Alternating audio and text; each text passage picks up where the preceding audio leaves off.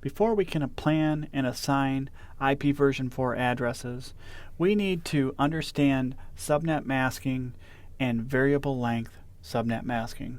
Variable length subnet masking allows more than one subnet mask within a major network and enables the subnetting of previously subnetted network addresses. It basically allows the efficient use of IP addresses.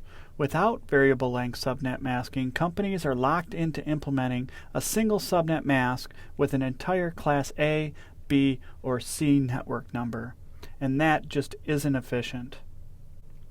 So as we are talking about the different things you can do while you're planning for your IP address assignment, keep in mind that in the next lesson we're going to learn about subnetting and how we can most efficiently plan to use our networks and addresses. IP address assignment for an engineer takes planning. In order to come up with an IP addressing scheme for a company, you first want to take into account that you want to be able to aggregate those addresses as much as possible. You also need to take into account how your addresses are being assigned, whether you'll be assigning them by DHCP or a static manual process. In order to properly plan your IP addressing scheme for your environment, the first thing you need is a host count. You need to determine how many hosts per subnet that you need.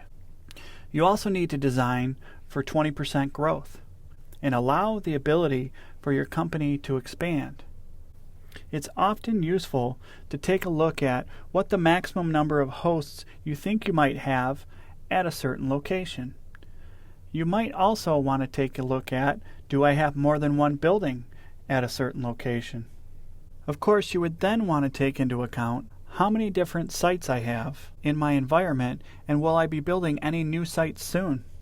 From that point, you'll have a very large overview of your environment, and you can start taking into account your network infrastructure.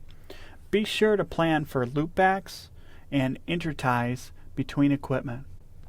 Also, account for any public services that may require things like network address translation or DMZs. Finally, plan for careful use of your address space. This list is by no means all-encompassing, but it just gives you a few things to think about as you're exploring what it takes to plan IP addresses for a network. You also want to be able to summarize and aggregate as much as possible. What do I mean by that?